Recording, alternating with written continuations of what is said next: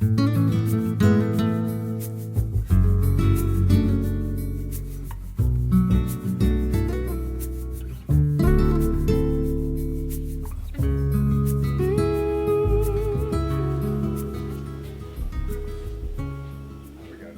tell me about your background. Oh, well, I've been in engineering for a very long time. I was an engineer in the Air Force for 20 years. We built this house 7 years ago and we built a basement. And that basement is not just a workshop, but a series of workshops. We've got an amazing range of tools.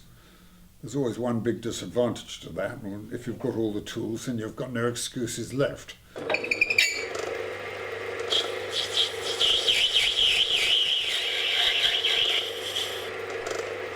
When we built this house, we put in a basement, which is the complete footprint of the house. And you've just seen Scilla working in her part of it. And this is the other part of the workshop. But it's a wonderful resource and it makes it possible to play these silly games that we do. I enjoy doing these ornamental duck. This is a little hen teal. You take a block of wood, gelatong wood, you then carve out the rough shape of the little bird. You then sandpaper it all smooth. You then take your burner, which is here, and you burn in the texture of each feather. And then you get your paint box out and you paint it, having inserted the little glass eyes.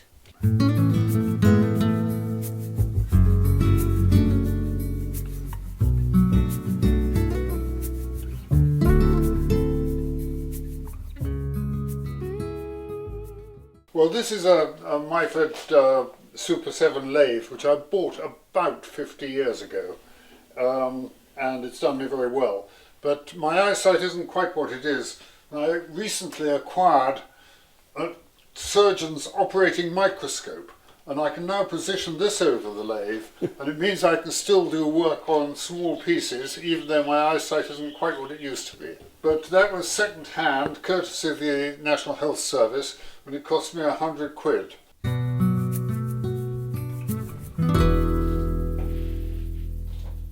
I've got a bit of a bee in my bonnet about the level of skills in this country. But anyway, I love seeing skills being exercised. I enjoy the repair shop. I have a certain amount of skill myself, and so does my wife Scilla, and we enjoy using our hands. And we put together a picture about 8 inches deep. It was about 2 foot square, but it's got quite a lot of activity in it. And one of the activities is an old man rowing a boat. Now that's quite a complicated movement to replicate, because you don't just row like that. The movement is close to elliptical. So we built it, and we thought it'd be a bit boring to have another train shuffling across, so we put an aqueduct with narrow boats going across, and then occasionally some bicycles go past the other way. On top of that, we had a windmill in the background, and the windmill is quietly turning, and there's some hot air balloons which are quietly drifting across the sky. Of course, when you look at a balloon, you don't see it moving. It's just that when you look back at it again a moment later, it's gone and moved. And we've got the speed just a little bit faster than that. So you can just about detect the movement of the balloons. Well, that was more or less the complete picture, but we found that the bottom left-hand corner had a lack of activity.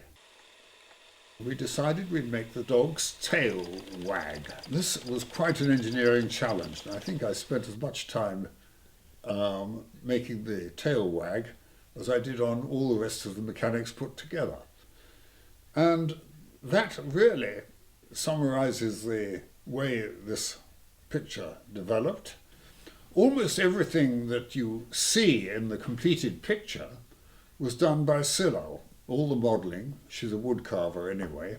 Well, to paint the background of the moving picture, I used acrylic paints, a great deal of ignorance, quite a lot of help from websites, and that was the painting. To build the town hall and the mill house, I used some quality polystyrene, cut it all to shape, used quite a lot of odd things like little chips of wood to do the roof and such like. And then I got out my paints, having stuck it all together, I got out my paints and painted it as best I could. Some of the difficult part was making the water for the ancient mariner and his little boat to sail on. To do that I used toilet paper and glue. So you soaked your toilet paper and then ruffled it up with a little stick, and then when that had dried out you then painted it with the little white waves on top. I made the rowing boat, and the little ancient mariner was a bit of a combination of Colin and me. The bits you can't see, the engineering and how it works, were largely done by me. So it was very much a team effort. Anyway, let's have a look at the finished product, then have a look how it works.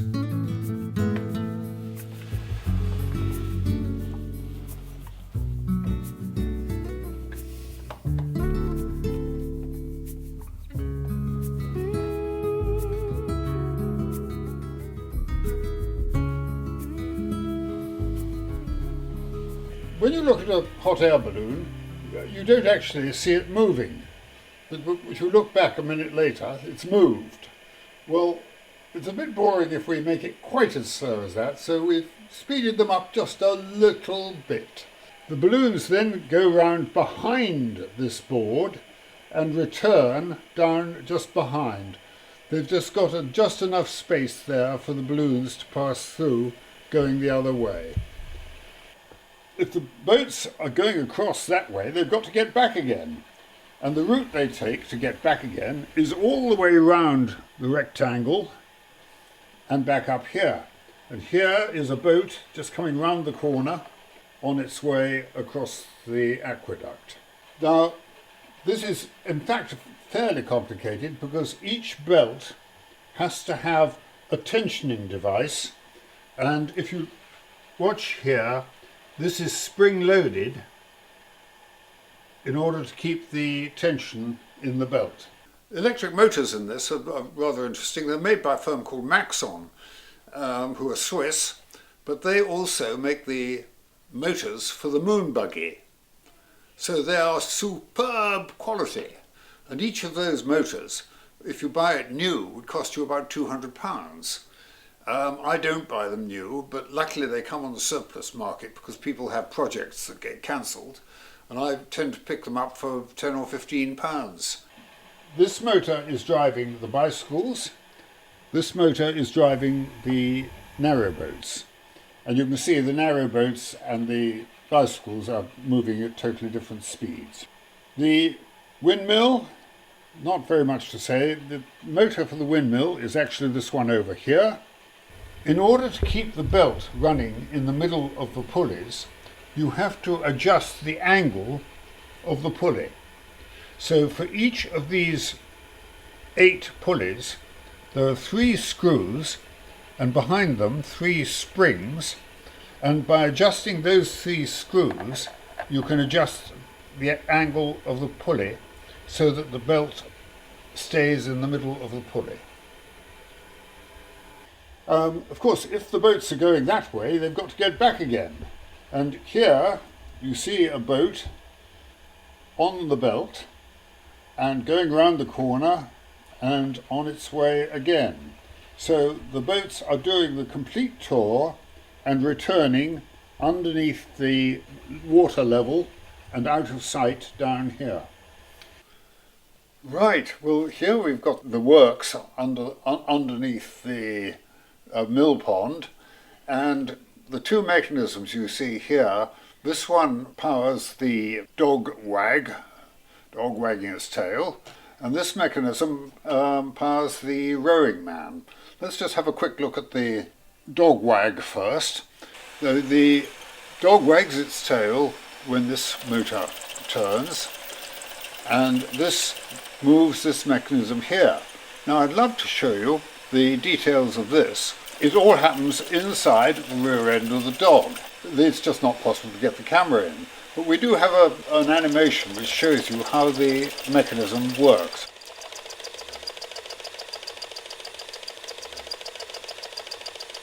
Okay, I'm now going to come on to the second mechanism here, which is the man rowing a boat. To get a man rowing a boat, the hands of the rower move in an approximately elliptical fashion. They move fore and aft quite a long way, and up and down only a relatively little distance. And this mechanism is effected here, and the motor is here. There are two shafts. The top one, as you see, is moving with this eccentric. So this point here is moving to and fro as you'd expect it, like that. The other shaft has a slot in it here. This piece moves up and down, and that moves that pivot there, up and down. And then this vertical piece, the top end of it, is doing the elliptical movement. The music box was made by a firm called Lador in Switzerland. It's actually wound by clockwork, and I'm pulling out a string on the outside now, which winds it. And that is working purely on the clockwork and runs for 2 or 3 minutes.